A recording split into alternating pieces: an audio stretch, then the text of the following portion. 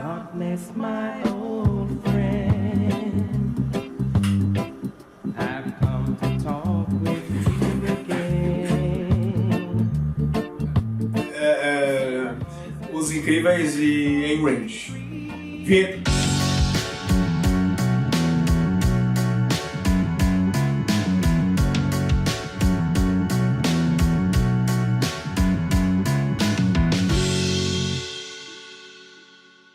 E aí, Daniel?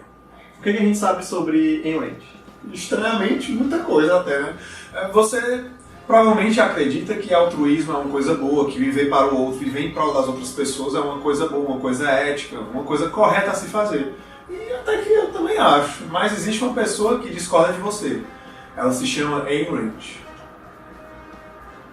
Ou se chamava, né? Vamos ver. Ayn Rand foi uma filósofa russa, de origem judaico-russa, que nasceu em 1905, mas viveu a grande parte da vida dela nos Estados Unidos. E ela é a fundadora da ética objetivista, e a pauta da vida dela, que ela tentava demonstrar cientificamente, por meio dos seus estudos, era tirar o preconceito que as pessoas tinham com a palavra egoísmo. Ayn Rand ela defendia uma forma diferente de ética, ela acreditava que o indivíduo devia pensar primeiro em si mesmo, e exercendo o que ele fazia de melhor, exercendo a sua essência, sendo ele mesmo e sendo bom naquilo que ele faz, sendo um indivíduo extraordinário, ele acabaria, por consequência, fazendo bem à coletividade. E a Ayn Rand ela desvalorizava muito as teorias que dependiam muito do Estado, né, para o crescimento pessoal. Inclusive a Ayn Rand ela é autora de uma famosa frase, né, muito icônica, que é a menor minoria da Terra é um indivíduo. Uma frase que até esteve numa faixa que estava na nossa queridíssima faculdade de Direito, né? Uma faixa que infelizmente apareceu misteriosamente rasgada 1 ou 2 anos atrás.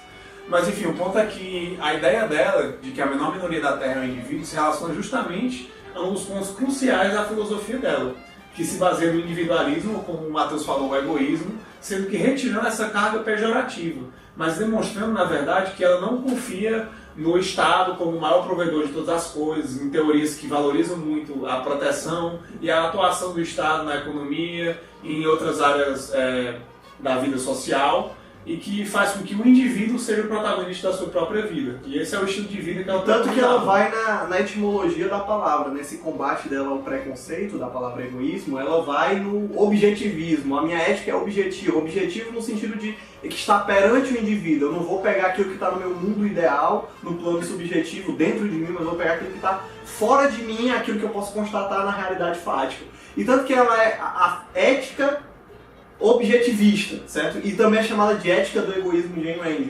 Mas, novamente, é o egoísmo no sentido do indivíduo pensar primeiramente em si. Porque para Ayn Rand, todo tipo de mudança, todo tipo de benefício social não viria da coletividade. A coletividade, para ela, não tem essa capacidade de mudança. Para ela, se você quer mudar uma coisa para melhor, você como indivíduo deve tomar essa iniciativa e ser você mesmo, na sua essência, e agindo assim, fazendo o seu melhor, você, como consequência, beneficia toda a coletividade. Isso ainda mais, a palavra objetivismo também se dá ao fato de que ela acredita que a realidade, como se fala, é objetiva, e que por isso a natureza das coisas é perceptível, é compreensível, e é única. Ela não é relativa para cada pessoa, ela não é subjetiva, mas ela é a mesma para todos, e todos devem buscar a melhor forma de percebê-la. E a ação moral do indivíduo também aconteceria de forma objetiva. A diferença é que, ao contrário de grupos religiosos, por exemplo, ela é uma pessoa mais materialista. Ela acreditava que a realidade, sendo objetiva, ela evidenciava a moral que existe através da natureza, que simplesmente é, mas não está aí por causa de um ser maior. Ela não acreditava em nenhuma entidade superior. Ela acreditava que nós percebemos o que é melhor através das nossas ações que nos beneficiam. E ela acreditava que fazendo algo que me beneficia, sem prejudicar os direitos dos outros, eu vou automaticamente acabar beneficiando a coletividade no futuro. Mas eu não devo fazer por eles, eu devo fazer por mim. Tá, Daniel, muito bonita essa sua explicação aí, do que é uma ética objetivista, mas o que isso tem a ver com os incríveis? O que isso tem a ver com os incríveis, meu caro amigo Matheus Damasceno, não sei o resto do sobrenome? É que Mantenhamos assim. há artigos, muitos e muitos artigos a respeito desse assunto. Um artigo que nós encontramos, talvez tenha mais Link na descrição. em alemão, sei lá, em russo, né? Tu viu o que eu fiz com a descrição no vídeo, no anterior? Eu botei links prometidos com TH. Cara, só que não lê a descrição não sabe o que é, mas eu adoro me demorar lá na descrição. Tem ninguém vendo os vídeos. Ninguém vê os vídeos que eu também na descrição, mas tudo bem, continua. Após a gente notar que tava dando problemas técnicos, a câmera tava dando loop no áudio, por isso que eu tô com esse headset ridículo aqui, como mecanismo substituto, porque a câmera vai dar problema. O Prometeia ainda não vivenciou um vídeo sem problemas técnicos. Aí pelo lado bom, a tua barba é ridícula e ela fica na tua cara o dia inteiro, o headset, é pra tu tirar e tu tá de volta. Valeu, tropa, achei de fora. Mas voltando ao que eu tinha tentado dizer e não consegui, Os Incríveis, a premissa básica do filme, que você entra em contato com esse universo, é que ele se passa ali numa cidade dos Estados Unidos. Provavelmente pela década de 60, 70, você consegue ver isso pelos elementos, os carros utilizados, a forma como as crianças brincam, o próprio jornal, que tem aquela característica ali de Nova York, anos 70. E a premissa é muito similar à de Watchmen, porque Os Incríveis se passa num mundo em que havia muitos super-heróis, muitos mesmos. Era como se fosse uma indústria de super-heróis, inclusive a Edna Mode, que faz as roupas para eles, literalmente produz super-heróis. E eles foram proibidos porque eles eram vistos como diferentes, eles eram estranhos à maioria da população. Ainda tinha o poder que outras pessoas não tinham de fazer coisas com elas que elas não tinham como se defender. E, né? portanto, eles eram meio que considerados pelo governo como imprevisíveis. Então, essa é a premissa básica do filme. Os super-heróis são proibidos e o Senhor Incrível abdica do manto dele para construir uma família e viver uma vida normal. A gente nota aí já a primeira semelhança com o universo figurativo que a Ayn Rand tenta criar nos livros dela, como por exemplo no Revolta de Atlas, que é o quê? Eu tenho indivíduos extraordinários e a coletividade, com a sua noção de que todos devem ser iguais, eu devo forçar uma igualdade, que é ficta, porque ela não vai acontecer, os indivíduos têm suas peculiaridades e vão haver indivíduos extraordinários, segundo Ayn Rand.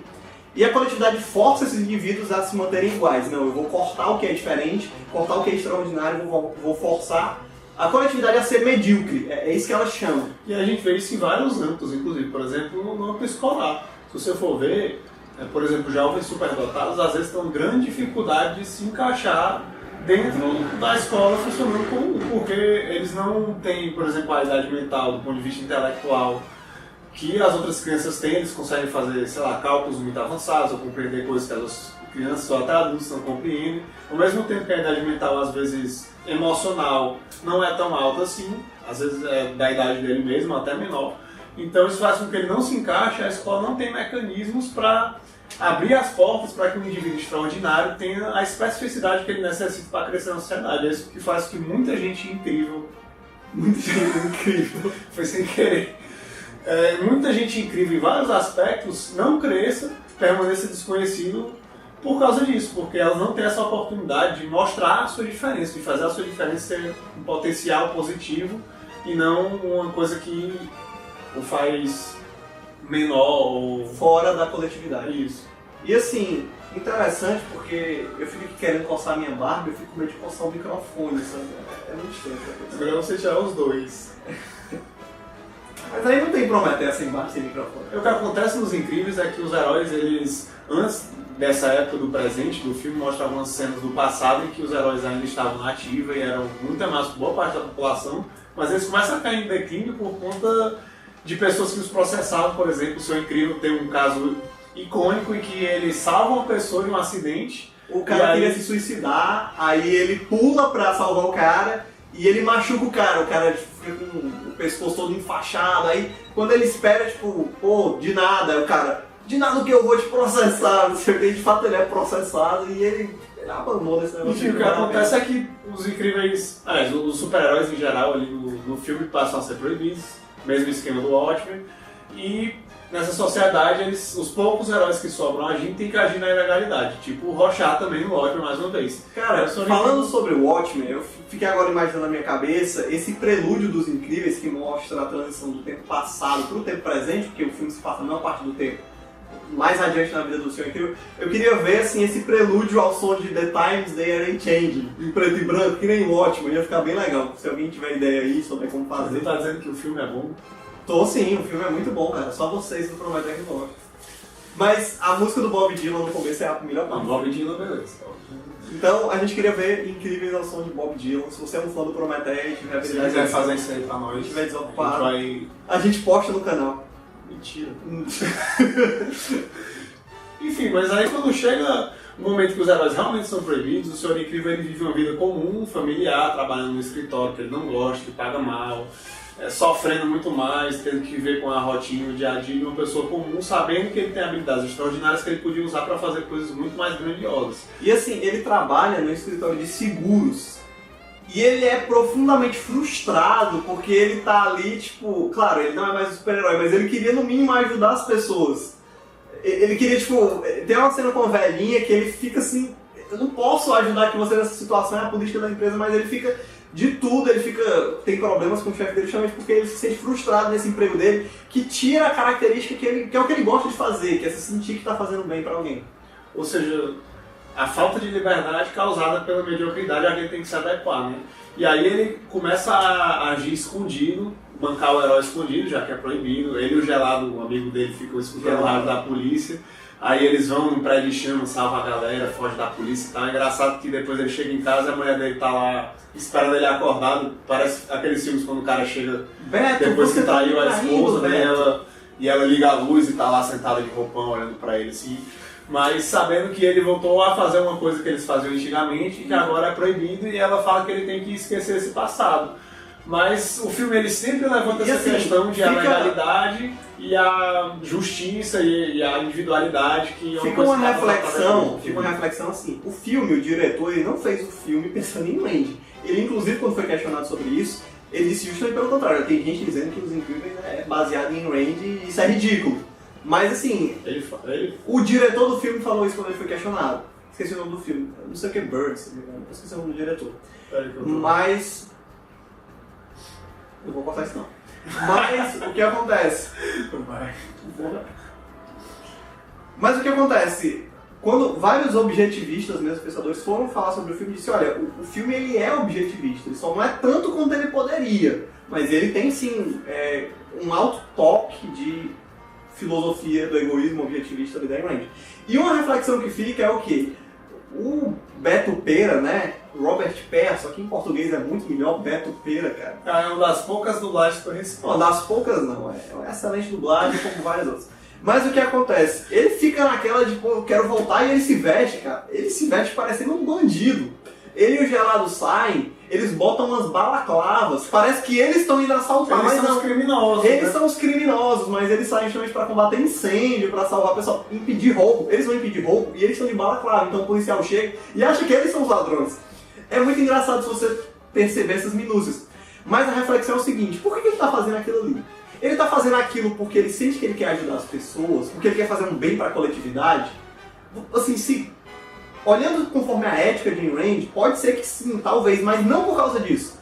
Primeiramente, ele está fazendo aquilo por ele. Ele tá fazendo ele se satisfaz porque ele gosta, e ele se satisfaz com aquilo, e ele sabe que a essência dele, tipo, se ele tem a super força e o gelado congela as coisas, a essência dele é usar aquilo para fazer uma diferença na sociedade. Ele quebra a lei. Claro, ele faz, é a natureza do herói Beto Pera ajudar os outros, mas ele tá pensando quando ele tá nele mesmo. E isso é muito evidenciado no segundo filme que saiu esse ano, porque quando a Mulher Elástica, spoiler aí pra você. Não, eu não vi o filme, cara. Como é que não sei, mas quando a Mulher Elástica vai voltar a ser heroína pra tentar ajudar os heróis a retornar à legalidade, ele fica com inveja, ele fica com ciúme. Isso não é spoiler tão grande assim não, cara. Ele fica com raiva, porque ele fica feliz que ela vai fazer isso, mas ele fica transtornado porque não é ele. Porque ele quer fazer aquilo, ele quer aparecer, ele quer ser o grandioso, maior herói de todos. Ou seja, se a lógica fosse eu vou fazer isso por eles, que clássico. Ele faria, pô, minha mulher tá ajudando os outros, tá servindo, tá fazendo... Ele faria que nem um Batman. Ele não se pauta entregar o manto. Ele não se pauta no serviço, no ato que ele tem que fazer, mas no fato dele fazer, porque ele quer ele fazer. Ele quer fazer e ele gosta daquilo.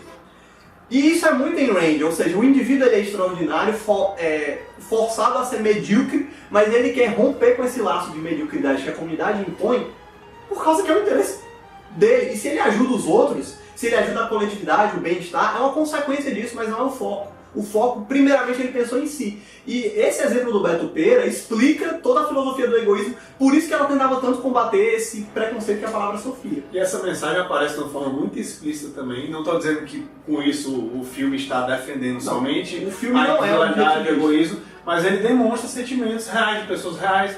Os personagens são muito reais. Eles agem como, assim, não em tudo, obviamente, mas eles agem como seres humanos mesmo que têm sentimentos conflitantes e que pensam em si também, que não são só aquele herói bonzinho, maravilhoso, homem perfeito, americano e tal, estilo Capitão América clássico. Por exemplo, o Flecha, que é uma criança com super velocidade, ele usa para colocar a taxinha, né, na cadeira do professor, com aquela maravilhosa dublagem em português do professor, que eu não vou nem me atrever a imitar. Mas, e aí o pai dele ficou todo empolgado, assim, tipo, caraca, você conseguiu correr, e nem a câmera te pegou, e ele fica feliz que ele usou a habilidade dele, mesmo que pra uma coisa ruim, assim, mas uma coisa pequena. Mas eles estão, depois que ele faz isso, a mãe dele dá um carão nele no carro, e eles estão voltando pra casa, e aí ele fala alguma coisa no estilo de que ele é especial, que ele tem essa habilidade diferente, ele não pode usar, ele quer competir em corrida, e eles não deixam ele fazer nada que tenha a ver com velocidade, para que ninguém possa perceber os poderes dele. E aí a mãe dele fala assim para ele, filho, mas todo mundo é especial. Aí ele diz, é a mesma coisa de dizer que ninguém no mundo é. Com isso a gente entra no segundo preceito do filme, porque assim, tem um vilão, que é o Síndrome, que quando ele era criança ele queria muito ser um sidekick, um ajudante do Beto Pera, o Senhor Incrível. E quando ele se torna adulto, ele tá ali justamente com o objetivo de... Ele usa o conhecimento dele para criar tecnologias. Não tem poderes. Ele não tem poderes, ele cria uma tecnologia. E a frustração dele é justamente essa, que quando ele era criança ele queria muito ser um herói, e o Senhor Incrível não aceitou ele. Era até perigoso, uma criança de 10 anos, 12 anos ali com o Senhor Incrível. Mas o Senhor Incrível foi ríspido porque, novamente, a criança era medíocre. Era... Sai daqui, bochecha, eu trabalho sozinho. Sai daqui, bochecha, muito bom. Muito bom mesmo, mas a criança, tipo... Ele foi até meio ríspido, você nota, e o Bochecha tem esse trauma, essa mágoa com o Senhor Incrível, e ele decide aplicar isso a todos os super-heróis. Ele quer fazer o seguinte, olha, a partir de agora, com essa tecnologia que eu tenho, eu vou ser um herói, e quem quiser vai poder ser um super-herói. Ele quer dar o acesso aos poderes das pessoas, o que a priori seria algo interessante, né? Tipo, se todo mundo que quisesse pudesse ter super habilidades. Só que tem também um perigo imbuído nisso, que é o quê? A imprevisibilidade, o caos. Eu vou dar poderes para quem quiser, as pessoas podem utilizar de maneiras irresponsáveis. Porque, de certo modo, o Senhor Incrível, ele convive com aquilo desde que ele é pequeno. Assim, o filme não mostra, mas você presume que ele teve um tempo para se adequar, ele tem um posicionamento ético, moral ali, que guia a conduta dele. Pode não ser a mais louvável de todas, quando ele trata ríspido de um garotinho, ou quando ele faz as coisas porque ele quer, ou fica com inveja da mulher dele quando não é ele fazendo. Mas ele tem um enviesamento ético ali. E é o que a Rand fala sobre a ética. Ela fala o seguinte, porque a filosofia objetivista dela tá atrelada a um modelo ético. Só que esse modelo ético, ela não determina o que você deve fazer. Ela diz que você deve determinar o que você faz. Ela diz o seguinte, olha, se você adota o posicionamento ético de uma terceira pessoa, de uma religião, de um líder, você é que nem uma pessoa que escolheu não enxergar e vai ser guiada por outro. É aquela história, as pessoas que não fazem escolhas éticas na vida, elas saem andando aleatoriamente e podem cair num abismo, né? Só para deixar claro que a Ayn Rand não trata isso como justificativo para você violar os direitos das outras pessoas, certo? Ela sempre deixa claro que a liberdade do indivíduo está atrelada a ele e que os outros também detêm dessa mesma liberdade. Mas ela acredita que, diferente de você fazer tudo pensando só nos outros, que é o que o Comte falaria, por exemplo, no altruísmo, né? Que é a teoria que ele defendia, em contraponto. Ele foi o criador, inclusive, da expressão altruísmo, que vem do francês vivre pour... Eu não sei falar isso, não. O Google Tradutor ele vai botar o Google Tradutor falando isso. Altruísmo seria como se fosse outrismo. Viva pelo outro. Aí em francês é uma coisa parecida com altruísmo. Então eu estou inventando isso aqui. Mas enfim. Mas a questão é, a Ayn Rand diz que você não... Se você quiser sair aí com escolhas aleatórias e não pensar, sua consciência não vai pensar naquilo, beleza, mas você é como uma pessoa que escolheu andar ao léu e pode cair no abismo, pode se lascar, você tá jogando uma roleta, vai no aleatório. E se você escolhe adotar um modelo ético de uma terceira pessoa, assim, ela diz, você pode fazer a escolha que você quiser, mas você vai ter as consequências dessa escolha. Então, se você segue um modelo ético de um líder religioso, esse líder religioso tem uma ética que acaba não sendo boa, você vai sofrer as mesmas consequências que ele. É basicamente isso que ela diz. Mas isso serve para qualquer líder, político, essas coisas. Então o que ela diz? O indivíduo deve escolher a própria ética. Senão ele é um cego guiado por outra pessoa. Ele é pior que o cego, ele escolheu não ver. E assim, o Senhor Incrível ele fez as próprias escolhas dele, ele tem um modelo ético dele, e o que acontece? O Bochecha, o síndrome, ele diz que agora todos vão poder ter acesso. Isso cria um caos, porque eu acabo deixando qualquer pessoa ter acesso a superpoderes.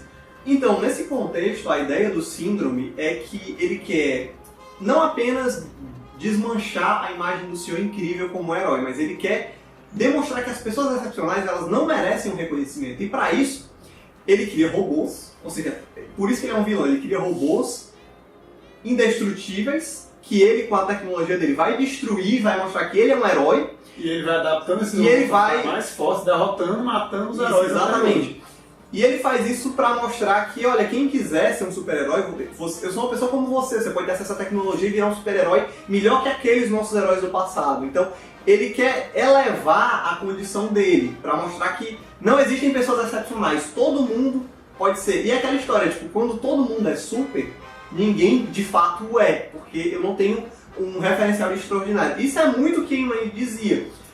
A elevação do patamar de mediocridade. Você quer tanto que todo mundo seja igual que você considera aquilo que as pessoas são tidas por comuns como algo excepcional. E é aquela história, quando todos os indivíduos são excepcionais, é porque na verdade ninguém é excepcional, todo mundo é medíocre. Só que o síndrome fazendo isso, ele também usa habilidades excepcionais dele, a diferença é que não são físicas, são mentais, intelectuais, para se fazer mais forte que os heróis. Então, do ponto de vista randiano, ele nem é tão vilão assim. Ele não é um vilão. Assim, porque na ficção da Ayn Rand, que ela, além de filosofia, também produzia ficção, mas essa ficção normalmente era voltada para propagar os pontos de vista do objetivismo. Na ficção da Ayn Rand, os vilões são pessoas medíocres. São pessoas que não conseguem se elevar no seu patamar, são pessoas que não conseguem fazer o extraordinário. Que não produzem são nada, não se desorganizadas, destacam. Isso, exatamente. Então, o síndrome não é isso. Ele tá mais Esse ponto pro de vista, gênero ele do é- mal, maluco de... Assim, ele é um vilão, ele só não é um vilão randiano, isso fique claro.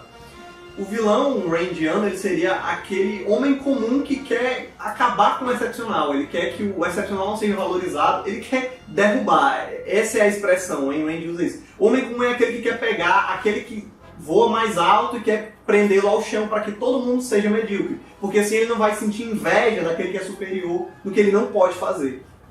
Esse basicamente seria o que Rand definiria como o vilão para ela. O vilão nada mais é do que alguém que não consegue produzir os próprios E resultados. obviamente que a Rand coloca isso não numa perspectiva de mundo super-herói fantástico, mas ela usa os mundos fantásticos do mundo dela para falar simplesmente da moral objetivista e do pensamento filosófico dela. Então todos esses vilões e heróis são uma representação mais ou menos realista do que acontece no mundo comum.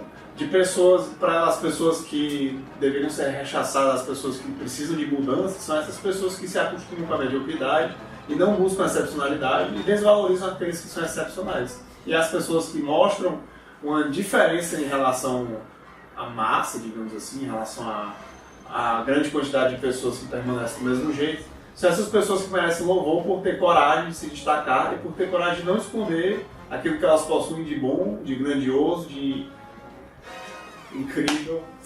Foi sem querer de novo.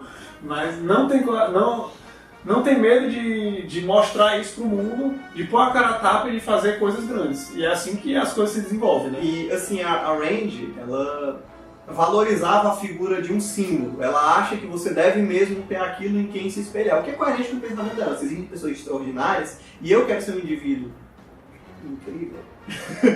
Se eu quero ser um indivíduo incrível, então eu vou me espelhar nessas pessoas que são...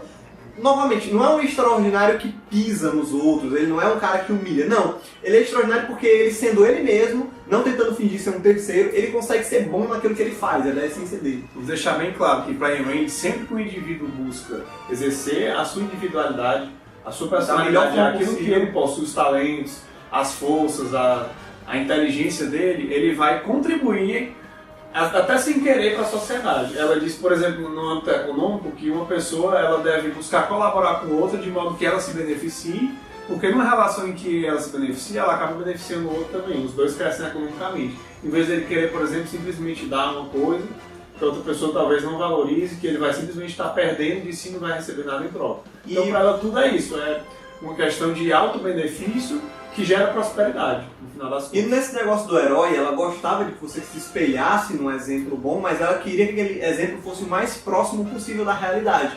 Tanto que nos romances que ela escreveu, não tem um senhor incrível, não tem um super-homem, um Capitão América, um Batman, não. Existe aquele homem que não é comum, ele é extraordinário, mas ele não é tão extraordinário a ponto que você olhe pra ele e peraí, eu não consigo ser esse cara. Não, ele é aquele extraordinário, mas como um indivíduo, como uma pessoa. Então você, é aquele que você, pô, eu quero ser como esse cara. Jack Bauer. Eu quero ser como essa pessoa.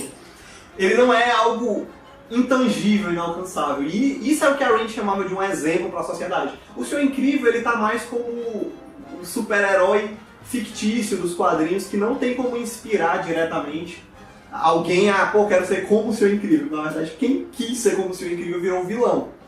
Mas note que o Síndrome, tanto mesmo por isso, ele possui características excepcionais, porque ele consegue romper com a mediocridade. Só que ele usa isso para o mal. Então, Ayn Rand não está apoiando o Síndrome. Ela não está dizendo que o que ele faz é louvável, mas é válido reconhecer que ele fez um esforço. Se ele usasse aquilo para o bem, se ele não usasse em prol de um interesse no sentido pejorativo egoísta, mas egoísta não só porque ele está pensando em si mesmo, mas porque ele pensa nele e quer prejudicar os outros. Então ele já fere com aquele preceito do filósofo político Herbert Spencer, que fala que a sua liberdade termina onde a do outro começa. Então quer dizer que a mãe do Síndrome, ela poderia olhar pra ele no final da vida e dizer, ô meu filho, pelo menos era tão esforçado. Era muito esforçado, sim. Mas são muitas reflexões que dá pra tirar, assim, do filme dos Incríveis. O Brad Bird, eu acho que o nome do diretor é esse, não estava pensando em Ayn Rand quando ele fez. Definitivamente ele não estava pensando, não era o intuito dele. Mas ele acabou criando uma obra muito interessante que a gente pode relacionar com outras obras muito interessantes e extrair. E aí, qual é o papel do herói? É assinar um tratado para se registrar, como o Homem de Ferro queria no Guerra Civil? Inclusive, Guerra Civil lembra muito o Ótimo e lembra muito os Incríveis, é a mesma perspectiva. Só falta tocar The Times They Are Changing, Guerra Civil. Por favor, alguém faça isso também. Os heróis estão destruindo tudo, estão fazendo coisas problemáticas e Guerra Civil mostra o mesmo problema.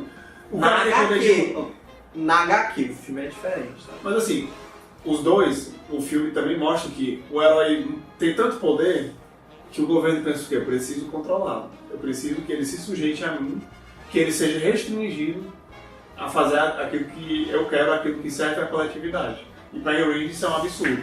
A pessoa não pode ser restringida dessa forma e ter a sua excepcionalidade cortada. Então, enfim, cabe a vocês pensar em o herói ele precisa de limitações ou não? Será que é seguro ter uma pessoa exercendo tudo o que deseja de forma desmedida? Você conhece algum herói na sua vizinhança? Algum amigo que quer ser um super-herói e ele se sente oprimido pela coletividade e ele, pô, cara, eu queria, não sei se eu uso uma capa, não uso uma capa, mas... Você gosta de colocar a cueca por cima da calça, as pessoas riem na sua cara por isso? Bota aí nos comentários, cara. Indica aí esse teu amigo esse vídeo, vai que ele sente aí a vontade. Marca ele, compartilha no Facebook, bota a foto dele nos comentários com a cueca em cima da calça, ele vai gostar muito. Marca aí 50, 100 pessoas para ver a foto dele. E divulga o nosso vídeo, porque tá difícil, como vocês podem ver, eu tô tendo que usar um headset ridículo por causa dos problemas técnicos. Se você for uma pessoa maravilhosa, uma pessoa excepcional, uma pessoa incrível, você vai compartilhar esse vídeo. Extraordinário. Dá o likezinho aí e tudo mais. Os medíocres, nem compartilhem o vídeo. Nem compartilhem. Só os extraordinários compartilham. Tá bom já, o negócio de ficar falando pra compartilhar, ficar falando pra se inscrever no canal, apertar no sino, essas besteiras, isso é coisa de outras pessoas, não tem isso não. É isso aí, pessoal. Se inscreve aí. Tem hashtag polêmica nesse vídeo? Hashtag polêmica. Síndrome estava certo. Síndrome was right. A gente precisa fazer um vídeo, inclusive, sobre alguma pessoa que estava certa. Ou não. Mas é isso aí. Valeu. Eu não vou me levantar no clássico encerramento porque eu tô com o headset. Ah, não, vou fazer isso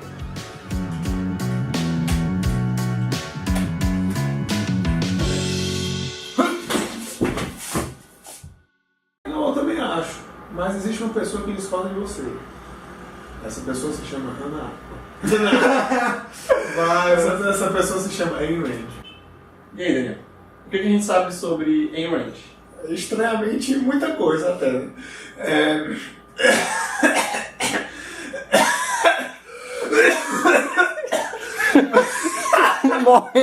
E aí, Daniel? O que a gente sabe sobre Ayn Rand? Estranhamente, muita coisa até, né? Bom, mas você que tá aí vendo, ou você, Matheus, ou eu, Eu não tô entendendo o que eu tô falando. Não sei. Tô muito louco. Pera aí que eu tô passando minha cara. Pera aí que eu tenho que falar mais. Peraí, que minha barriga tá muito grande.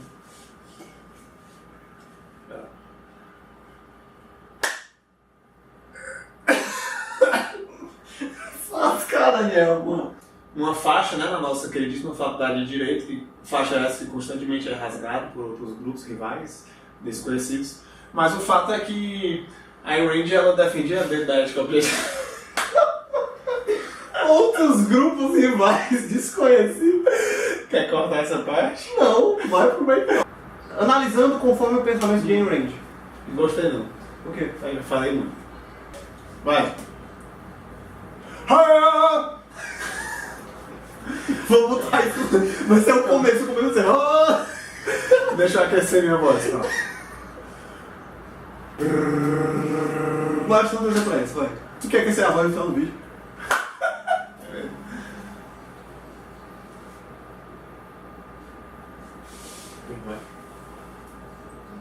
Nossa senhora, mano.